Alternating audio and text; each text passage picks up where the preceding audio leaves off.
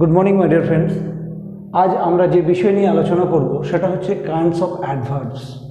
Actually অ্যাডভার্বসের যে আমরা ধরন আছে, প্যাটার্ন আছে, সেগুলো বুঝবো কী করে, সেটার জন্য আমাদের কিছু এক্সাম্পলস আছে যেভাবে আমরা অ্যাডভার্বকে ঠিকভাবে আমরা বোঝার আমাদের সচ্ছলতা আমরা এই ক্লাসের মধ্যে দিয়ে আপনাদেরকে আমি শেখাবো।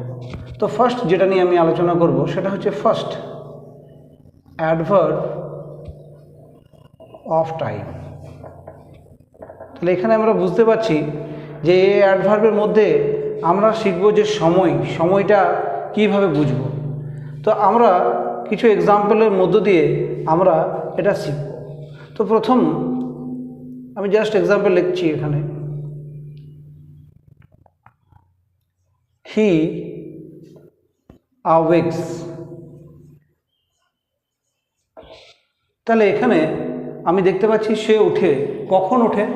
তাড়াতাড়ি ওঠে না দেরি ওঠে? তাহলে আমি যদি দেখি হি awakes লেট,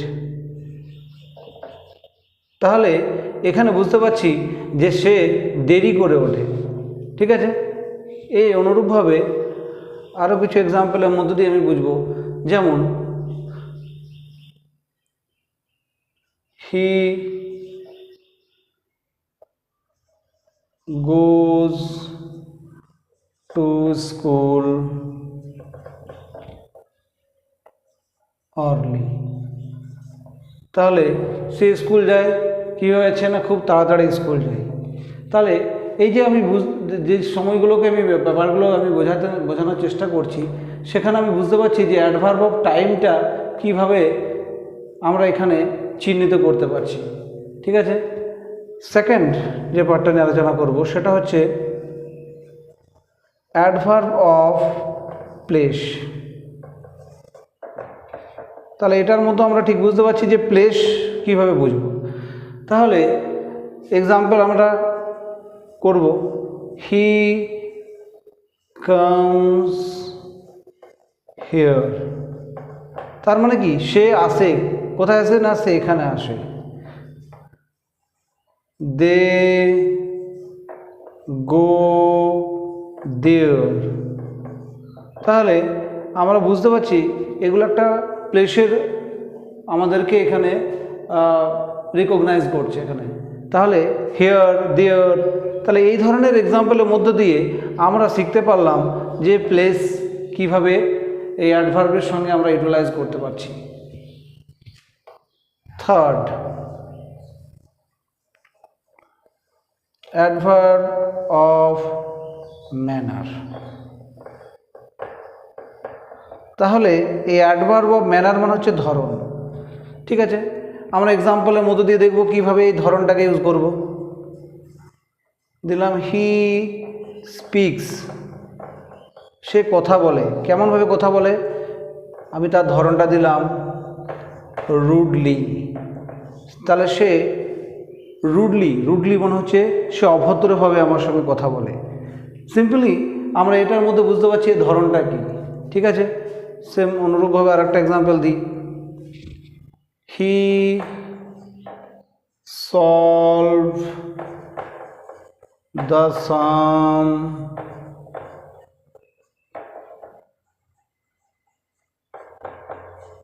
ইজিলি। তাহলে এখানে দেখতে পাচ্ছি সে অঙ্কটার সমাধান করেছে। কেমনভাবে করেছে? না খুব সহজভাবে করে দিয়েছি। তাহলে এখানে আমি তার রীতিনীতিটা বুঝতে পারলাম। ঠিক আছে, পরের point, adverb of frequency.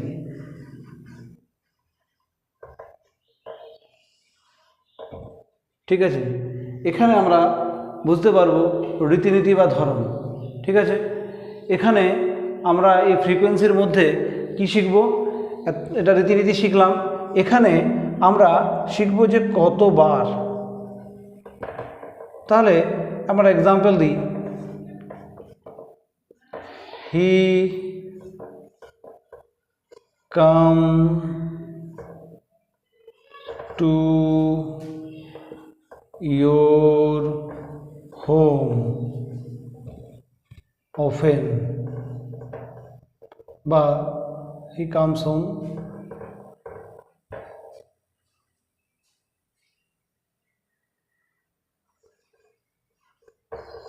Always, সর্বদা সে তোমার বাড়ি আসে, ঠিক আছে। বা অনুরূপে I often to school, I often go to school. তাহলে এখানে দেখতে পাচ্ছি আমি প্রায় বা মাঝে মাঝে স্কুল যাই।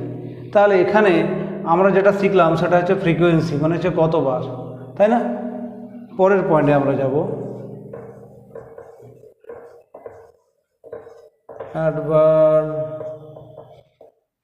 Of degree.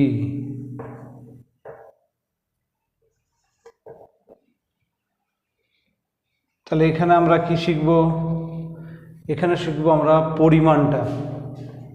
এখানে আমরা যে পার্টটা শিখব সেটা হচ্ছে পরিমাণ।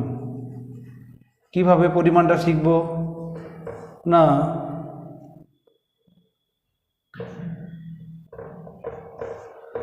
Ram is two attentive. তার মানে এখানে দেখতে পাচ্ছি যে রাম মনোযোগী। কেমন মনোযোগী না, খুব মনোযোগী, ঠিক আছে। সেকেন্ড এক্সাম্পল দিলাম, C is so clever.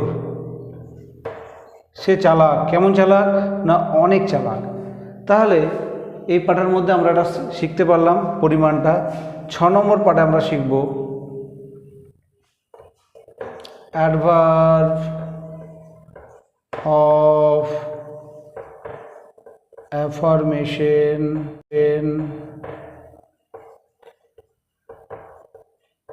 And negation. তাহলে অ্যাফার্মেশন অ্যান্ড নেগেশনের মধ্যে কি শিখবো, এক্সাম্পলের মধ্য দিয়ে আমরা দেখব। Example, yes I can speak.